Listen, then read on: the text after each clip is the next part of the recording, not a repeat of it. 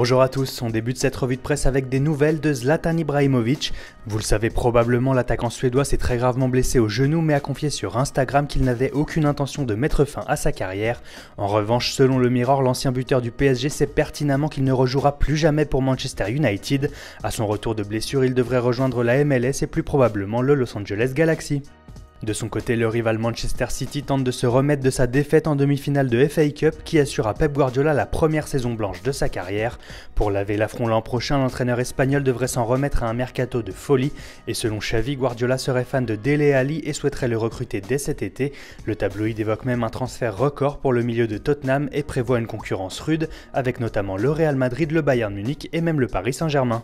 À Madrid, Marca se réjouit de la prolongation imminente d'Isco qui devrait re-signer avec le Real jusqu'en 2022, mais le quotidien espagnol évoque lui aussi le mercato des Citizens. Le journal relaie et complète des infos relayées par le Sun et assure que Guardiola pourra compter sur une enveloppe de 295 millions d'euros pour recruter cet été. Et parmi les pistes principales, on retrouve deux joueurs de Ligue 1, le latéral monégasque Benjamin Mendy et le milieu lyonnais Corentin Tolisso. Ajoutez à cela les noms de Virgil van Dijk pour la défense centrale, Walker et Bellerin pour le couloir droit et Alexis Sanchez pour compléter l'attaque et vous aurez la recette de la renaissance de City. Et décidément, les Citizens devraient être inarrêtables puisque la Gazzetta dello Sport les cite parmi les principaux courtisans de Gianluigi Donnarumma qui fait trembler le Milan AC. Le quotidien rose invite les rossoneri à se méfier très sérieusement de la concurrence pour son jeune gardien.